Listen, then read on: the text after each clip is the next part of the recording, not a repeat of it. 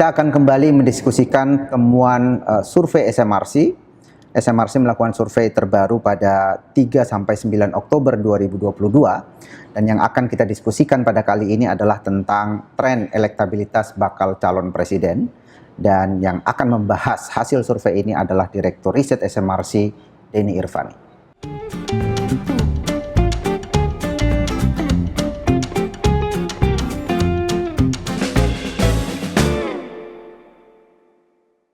Mas Denny, selamat datang di kanal YouTube SMRC TV. Halo, Mas Aidiman. Pada diskusi yang lalu tentang calon-calon presiden, kita ada temuan survei pada bulan Agustus 2022. Saat itu kita temukan bahwa ada 3 bakal calon atau 3 tokoh yang cukup populer dan stabil gitu ya popularitasnya dibanding dengan tokoh-tokoh yang lain. Ada Ganjar Pranowo, ada Prabowo Subianto, ada Anies Baswedan, tetapi juga muncul ya tokoh-tokoh lain selain itu. Lalu kemudian setelah survei Agustus 2022 kita menyaksikan partai-partai politik belakangan ini semakin intensif di dalam menjalin komunikasi untuk membentuk koalisi pencalonan presiden. Ada KIB sebelumnya, Koalisi Indonesia Bersatu, PAN, Golkar, dan P3 di sana. Kemudian ada manuver politik yang dilakukan oleh PDIP, misalnya menjalin komunikasi dengan partai-partai lain. Ada roadshow yang dilakukan oleh Puan Maharani ya. Kemudian juga Nasdem mulai mendekat ke Demokrat dan PKS dan seterusnya. Nah, kita ingin melihat bagaimana perkembangan tren elektabilitas para tokoh bakal calon presiden itu, apakah masih pada 3 nama itu atau mulai muncul nama-nama baru ya setelah 2 bulan kita melakukan survei. Silakan Mas Denny. Baik, terima kasih Mas Aidiman. Ya, pemilu mendatang masih 1,5 tahun lagi, pendaftaran juga masih tahun depan ya, pendaftaran calon presiden maksudnya. Tapi sejauh ini kan sudah ada sejumlah nama tokoh yang disebut-sebut kemungkinan akan menjadi calon presiden atau kita sebut sekarang sebagai bakal calon presiden. Nah, bagaimana kecenderungan dukungan pemilih terhadap para bakal calon presiden? SMRC melakukan survei nasional secara rutin begitu ya. Yang terakhir, yang paling update adalah survei nasional pada 3-9 Oktober tahun 2022 ini. Nah, survei ini adalah survei nasional, artinya sampel dalam survei ini dipilih untuk mewakili populasi pemilih nasional, yaitu mereka yang usianya 17 tahun ke atas atau sudah menikah ketika survei dilakukan. Ada 1027 responden yang dipilih secara acak dari populasi tersebut. Margin of error survei diperkirakan plus minus 3,1% dan seluruh responden diwawancarai secara tatap muka. Dari hasil survei ini kita memperoleh sampel yang menurut kami cukup representatif begitu, mewakili populasi dari sisi gender, dari sisi kota, usia, agama, etnis, pendidikan, dan juga wilayah atau provinsi, sangat mirip karakteristik sampel dengan populasi. Dan karena itu kita yakin temuan-temuan survei kita bisa menggambarkan keadaan populasi secara keseluruhan. Baik, Mas Denny, sebelum Mas Denny melanjutkan untuk mengutarakan temuan hasil survei kita, saya kembali mengingatkan kepada para penonton untuk melakukan subscribe. Kalau belum melakukan subscribe terhadap kanal YouTube SMRC TV ini, tinggalkan juga komen, like, dan share agar semakin banyak publik di luar sana yang mendapatkan informasi yang penting yang kita sampaikan pada kanal YouTube SMRC TV ini. Silakan Mas Denny dilanjut. Baik, untuk mendeteksi kecenderungan dukungan pemilih terhadap calon-calon presiden atau bakal calon presiden, kita melakukan beberapa pertanyaan, mengukur kecenderungan tersebut dengan sejumlah pertanyaan. Yang pertama kita sebut dengan simulasi semi terbuka. Dalam simulasi semi terbuka ini kita memberikan daftar nama calon yang banyak, begitu. Dan memberikan kesempatan kepada responden untuk menyebutkan atau memilih nama lain yang tidak ada di dalam daftar. Sehingga ini adalah simulasi yang inklusif. Siapapun tokoh yang memiliki dukungan yang besar itu akan muncul di dalam jenis pertanyaan ini. Tentu di daftar nama ini kita mempertimbangkan berbagai tokoh partai begitu. Misalnya Partai Demokrasi Indonesia Perjuangan sebagai partai terbesar, itu ada nama Puan Maharani yang sering disebut sebagai bakal calon presiden, itu juga kita amati. Lalu juga ada Ganjar Pranowo, karena PDI Perjuangan sampai sekarang belum memutuskan calon begitu. Kemudian juga partai terbesar kedua yaitu Golkar, itu juga kita amati tokohnya, Pak Airlangga Hartarto. Kemudian juga Prabowo Subianto. Ini Pak Prabowo sudah diputuskan ya oleh Gerindra sebagai calon presiden, walaupun Gerindra tentu harus berkoalisi dengan partai lain. Sejauh ini kita lihat dia dekat dengan PKB, ada penjajakan koalisi begitu. Kemudian juga ada nama Anies Baswedan di sini yang telah dideklarasikan oleh Nasdem, namun Nasdem tentu masih butuh berkoalisi dengan partai lain. Nah, dari sejumlah nama ini yang sangat banyak ini, bagaimana kecenderungan dukungan pemilih kepada calon presiden jika pemilihan diadakan ketika survei dilakukan?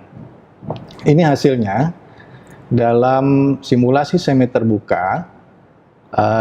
Nama Ganjar Pranowo mendapat dukungan paling besar yaitu 24%. Kemudian di urutan berikutnya ada Prabowo Subianto 21%. Selanjutnya Anies Baswedan 18,7%. Tiga nama ini cukup menonjol begitu dibanding nama-nama lain. Yang lain di bawah 4%, itu berada di klaster yang lebih rendah atau di kelas yang berbeda begitu. Ada Ridwan Kamil 3,5%, kemudian ada AHY 2,3%, ada Puan Maharani 2,1%, Muhaimin Iskandar 1,8%, dan juga ada Airlangga Hartarto 0,6%. Jadi tokoh-tokoh partai dalam simulasi ini kita lihat memang yang paling menonjol adalah Prabowo Subianto ya. Yang lainnya belum cukup kuat dukungannya. Justru nama-nama yang bukan tokoh partai juga cukup kompetitif. Misalnya Anies Baswedan, kemudian juga Ganjar, bukan pemimpin partai, tapi sebagai kader partai saja, itu juga dukungannya sangat besar. Nah, tapi masih ada 11,1% warga yang belum tahu kalau pemilihan diadakan ketika survei. Nah, selanjutnya kita juga punya data tren begitu ya, karena survei sudah dilakukan berkali-kali. Dalam 1,5 tahun terakhir, dari Maret 2021 ke Oktober 2022, kita melihat ada dinamika perubahan dukungan. Untuk Ganjar yang warna merah itu mengalami kenaikan dari 8,8% di Maret 2021 menjadi 24% pada Oktober 2022. Jadi naik sekitar 16% begitu dalam 1,5 tahun terakhir. Selanjutnya yang warna orange, ini ada Prabowo. Kalau dari kepala dan ekor kita lihat 1,5 tahun terakhir 20% menjadi 21%, artinya cenderung stagnan. Kemudian yang warna hijau adalah Anies Baswedan, ini menaik ya dari 11,2% menjadi 18,7%. Nah, sementara nama Puan Maharani, kemudian Airlangga Hartarto itu terlihat masih belum kompetitif. Dan juga menarik di sini, 1,5 tahun yang lalu ketika Maret 2021, Prabowo masih nomor 1 ya, nomor 2 Anies, nomor 3 Ganjar. Lalu setelah Mei, pada bulan Mei ada cross antara Anies dan Ganjar, Ganjar menyalip menjadi di posisi nomor 2 Mei 2021. Dan kemudian di Maret 2022 ya, itu sudah ada perubahan yang besar lagi, di mana Ganjar sudah mulai terlihat unggul, dan sampai sekarang di Oktober 2022 Ganjar konsisten unggul atas Prabowo dan Anies dan juga tokoh-tokoh yang lain. Oke, artinya bahwa ya itu tadi disampaikan bahwa Ganjar mengalami kenaikan yang cukup signifikan ya. Anies juga kelihatannya juga mengalami perubahan yang positif, sementara Prabowo Subianto relatif stabil dalam 1,5 tahun terakhir. Puan Maharani dan Airlangga Hartarto juga stabil ya, dan belum cukup kompetitif. Baik. Tetapi ini kan yang tadi dibahas oleh Mas Denny ini adalah simulasi semi terbuka ya. Pertanyaan semi terbuka, ada daftar 45 nama, lalu kemudian responden dikasih kesempatan untuk menyebutkan nama lain. Jadi masih sangat luas ini Mas Denny. Sementara kita selalu menyampaikan bahwa kemungkinan besar karena ada presidensial threshold 20% kursi DPR, itu artinya maksimal pasangan calon yang bisa maju itu hanya 4 pasangan ya. Dengan catatan PDIP maju sendiri tanpa berkoalisi dengan yang lain. Nah kalau yang maju 4 pasangan Mas Denny, kira-kira kemungkinannya bagaimana? Ya, benar sekali bahwa pemilihan presiden mendatang itu maksimal hanya akan diikuti oleh 4 pasangan atau 4 calon presiden ya. Karena itu kita juga membuat simulasi pilihan terhadap 4 nama. Di sana ada beberapa simulasi kita buat. Kita lihat coba satu persatu begitu ya. Yang pertama ini ada 4 nama yang kita masukkan jika pemilihan diikuti oleh Ganjar Pranowo, Prabowo Subianto, Anies Baswedan, dan Puan Maharani. Ini calon-calon yang maju begitu. Ya dalam konteks ini bisa saja kemungkinan ini terjadi. Ganjar katakanlah dia bisa maju lewat koalisi KIB, Prabowo Subianto maju lewat Gerindra dan PKB, Anies misalnya dari Nasdem, PKS dan Demokrat, kemudian Puan Maharani lewat PDI Perjuangan begitu ya. Kalau 4 nama ini yang maju sebagai calon presiden dan pemilihan diadakan ketika survei, Ganjar mendapat 30,1%, sementara unggul atas nama lain Prabowo 26,4%, Anies Baswedan 25,1%. Sementara Puan Maharani 5,6%, cukup jauh masih ya, tertinggal dari 3 nama teratas. Nah artinya apa? Kalau 4 nama ini yang maju, maka kemungkinan akan berlangsung 2 putaran. Karena aturan mainnya harus 50% plus untuk bisa menjadi 1 putaran. Saya kira ini hasil yang kita dapatkan untuk simulasi 4 nama ini ya. Kalau dari sini artinya yang paling potensial masuk putaran kedua Ganjar Pranowo. Kalau lalu kemudian Prabowo dan Anies masih belum pasti begitu, Mas Denny? Sebenarnya kita bisa ada 3 kemungkinan ya. Bisa Ganjar Prabowo, bisa juga Ganjar Anies. Karena apa? Karena masih ada 12,8% di sana yang belum menentukan pilihan, dan kita tidak tahu akan menyebar secara proporsional atau tidak, atau bisa juga Prabowo Anies kan gitu ya. Ganjar Anies bisa, Prabowo Anies bisa. Tapi yang hampir pasti kalau pemilihan diadakan sekarang ya Puan kemungkinan tidak bisa masuk ke putaran selanjutnya. Oke, selanjutnya kita juga membuat simulasi ini. Kalau 4 nama yang maju adalah Ganjar Pranowo, Prabowo, Anies, dan Airlangga Hartarto. Pertimbangannya di sini misalkan Ganjar maju lewat PDI Perjuangan begitu, sementara Airlangga maju lewat KIB, dan pemilihan diadakan sekarang Ganjar konsisten masih berada di atas 31,1% dukungannya, kemudian Prabowo 26,5% dan Anies Baswedan 25,4%. Antara Airlangga 2,6% dan masih ada 14,5% yang belum menentukan pilihan. Ini pun lagi-lagi belum ada calon yang dominan di atas 50%. Terbuka kemungkinan pemilihan presiden akan berlangsung 2 putaran. Nah, kita juga punya ada trennya untuk 4 nama ini. Terlihat ada perubahan ya kalau kita bandingkan dari Maret 2022 ke Oktober 2022, perubahan terutama pada Ganjar dari 22,9% di Maret 2022 menjadi 31,1% di Oktober 2022. Jadi ada perubahan dukungan terutama pada Ganjar yang naik, sementara Prabowo cenderung menurun ya dari Maret ke Oktober, 33,3% ini menjadi 26,5% ya warna biru Prabowo. Lalu yang warna hijau ini Anies Baswedan mengalami sedikit kenaikan dari 23,3% ke 25,4%. Sementara Erlangga masih di bawah ya, belum ada tanda-tanda kenaikan atau kemajuan yang berarti. Kita juga membuat simulasi yang lain untuk 4 nama jika yang maju adalah Prabowo, Anies, Puan, dan Erlangga. Nah, ini mengandaikan Ganjar Pranowo tidak maju sebagai calon presiden. Ya, ya. Nah, kalau ini yang terjadi, maka Prabowo yang sebelumnya kita lihat ada di posisi kedua, maka Prabowo menjadi unggul dengan dukungan 36,2%.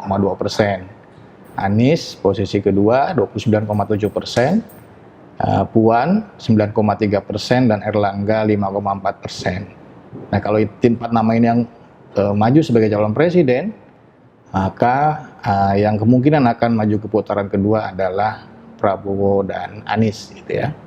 Ini trennya untuk 4 nama tersebut. Prabowo dari Desember kita punya data untuk simulasi 4 nama ini, Desember tahun lalu ke Oktober tahun ini, kira-kira 10 bulan begitu. Prabowo 38,7% menjadi 36,2%, sedikit menurun tapi tidak terlalu besar. Sementara Anies dari 26,6% ke 29,7%, ada kenaikan sedikit sekitar 3% untuk Anies. Kemudian Puan dari 9 ke 9,3%, tidak ada perubahan. Begitupun Erlangga masih berada di posisi paling bawah ya, 3,8% menjadi 5,4%. Secara urutan masih belum berubah, 4 nama ini masih Prabowo di atas, Anies, Puan, dan Erlangga.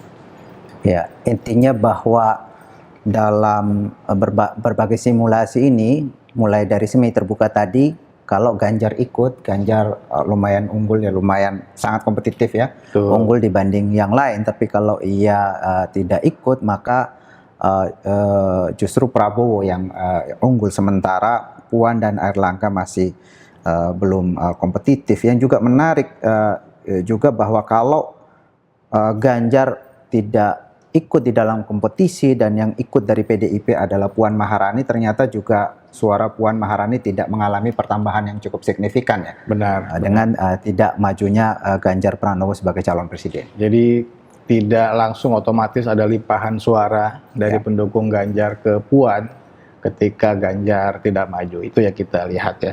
Oke, Mas Denny. Kemudian kita juga pengen tahu nih, karena kita selalu menyebut, bahkan di dalam berbagai survei selalu disebut juga bahwa kemungkinan koalisi itu 3 pasangan. Benar.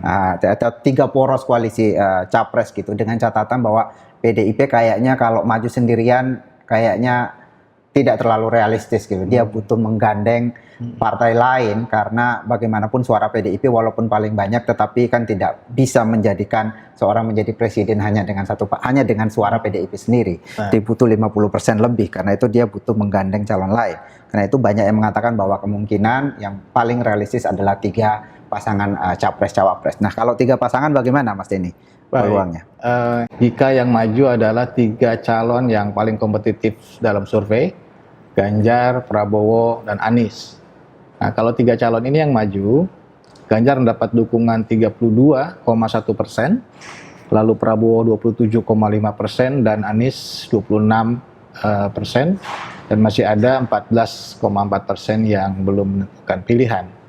Artinya persaingan cukup ketat begitu antara 3 calon. Ganjar sementara unggul walaupun tidak terlalu jauh. lalu Prabowo dan Anies sangat dekat, hanya berselisih 1,5%. Kita tidak bisa menyimpulkan mana yang lebih kuat ini antara Prabowo dan Anies. Demikian juga Ganjar, karena masih ada 14,4% yang belum menjawab, undecided ini. Artinya kalau 3 nama ini yang maju, kemungkinan akan 2 putaran karena belum ada yang 50% lebih, dan bisa Ganjar dan Prabowo atau bisa Ganjar Anies atau bahkan juga bisa Prabowo Anies. Jadi masih terbuka kemungkinan, walaupun kecenderungan Ganjar unggul itu lebih kelihatan gitu ya. Dan untuk 3 nama ini, simulasi 3 nama ini kita sudah mengukurnya sejak tahun lalu bulan Mei. Ada dinamika ya. Di sini terlihat Ganjar, Prabowo dan Anies. Untuk Prabowo tahun lalu bulan Mei masih di nomor 1, 34,1%. Tetapi di bulan Oktober 2022 ini Prabowo di urutan kedua, 27,5%, dan kelihatan ada kecenderungan penurunan dukungan untuk Prabowo. Ganjar di tahun lalu bulan Mei ada di posisi kedua, sekarang di posisi pertama dengan dukungan 32,1%. Kemudian Anies masih konsisten berada di urutan ketiga, tetapi jaraknya ya Anies dengan Prabowo sudah kelihatan semakin dekat gitu ya. Kalau survei terakhir hanya tinggal 1,5%, ini kita bahkan tidak sulit membedakan dukungan antara kedua tokoh ini. Oke, selanjutnya kita juga membuat simulasi 3 nama dengan mengandaikan Ganjar tidak maju. Jadi Ganjar dan Puan ini kan menarik ya. Ya, dari partai yang sama, kalau ternyata yang dimajukan oleh PDI Perjuangan misalnya adalah Puan dalam simulasi 3 nama dan Ganjar tidak maju begitu, maka Prabowo yang unggul dengan dukungan 39,3%, selanjutnya Anies 31,2%, selisih 8%, di bawah Prabowo Puan Maharani 10,4%. Ini tertinggal cukup jauh ya, signifikan jaraknya dari Anies, tetapi masih ada 19% yang belum tahu. Jadi kalau ini yang maju, 3 nama ini yang maju, kemungkinan Prabowo dan Anies yang akan masuk ke putaran kedua. Ya. Nah, ini trennya untuk 3 nama ini secara urutan. Kita mengukur dari Desember tahun lalu ke Oktober tahun ini, itu tidak ada perubahannya. Prabowo masih konsisten di urutan pertama kalau 3 nama ini yang maju, kemudian Anies di urutan kedua, dan Puan masih di urutan ketiga, dan dukungan untuk Puan juga tidak mengalami perubahan yang berarti menurut survei dari waktu ke waktu. Jadi dari Desember tahun lalu sampai sekarang sebetulnya nyaris tidak ada perubahan ya. Nyaris tidak ada perubahan kecenderungan dukungan pemilih ya. 3 nama ini mungkin selisih antara Anies dan Prabowo aja yang kelihatan sudah mulai mendekat, walaupun masih di bawah Prabowo Anies. Dan yang berikutnya kita membuat simulasi 3 nama jika Anies dan Ganjar tidak maju. Nah, ini seandainya yang maju adalah pemimpin partai, yaitu Prabowo Subianto sebagai pemimpin Gerindra, Puan Maharani sebagai pemimpin atau tokoh atau elit PDI Perjuangan, lalu Airlangga Hartarto mewakili Golkar dan koalisinya begitu. Kalau 3 tokoh partai ini yang maju, maka kemungkinan besar Prabowo akan unggul dalam 1 putaran kalau pemilihan diadakan pada saat survei ini. Jadi kesimpulannya secara umum itu kita lihat dari awal tadi bahwa dalam berbagai simulasi, baik simulasi semi terbuka, simulasi 4 calon, kemudian 3 calon, Ganjar Pranowo cenderung lebih unggul dalam dalam survei ini. Dalam simulasi semi terbuka tadi ada 3 yang teratas masih Ganjar Pranowo, Prabowo Subianto, dan Anies Baswedan, sementara nama-nama lain masih cukup tertinggal jauh ya, di bawah 4%. Kemudian jika calon dibatasi hanya 4 nama dan di mana Ganjar maju, maka Ganjar berada di urutan teratas. Tetapi jika Ganjar dikeluarkan di dalam simulasi ini, maka yang cenderung lebih unggul adalah Prabowo Subianto. Dan karena tidak ada calon yang mendapatkan dukungan di atas 50%, maka kemungkinan pemilu atau pemilihan presiden akan berlangsung di dalam 2 putaran. Kalau Ganjar maju, Ganjar kemungkinan masuk dalam 2 putaran itu. Kalau Ganjar tidak maju, sementara di sana ada nama Prabowo dan Anies, maka kemungkinan besar Anies dan Prabowo yang akan masuk di putaran kedua. Tetapi yang terakhir tadi, jika simulasinya hanya 3 nama dan yang maju hanya para pemimpin partai itu, ada Prabowo, ada Airlangga Hartarto, ada Puan Maharani, maka kemungkinan pemilihan presiden akan berlangsung di dalam 1 putaran di mana Prabowo Subianto kemungkinan besar memenangkan pertarungan. Saya kira demikian kesimpulan dari rilis survei tentang tren elektabilitas bakal calon presiden pada survei SMRC Oktober 2022. Sekian, kita akan ketemu kembali dalam rilis survei SMRC selanjutnya. Terima kasih.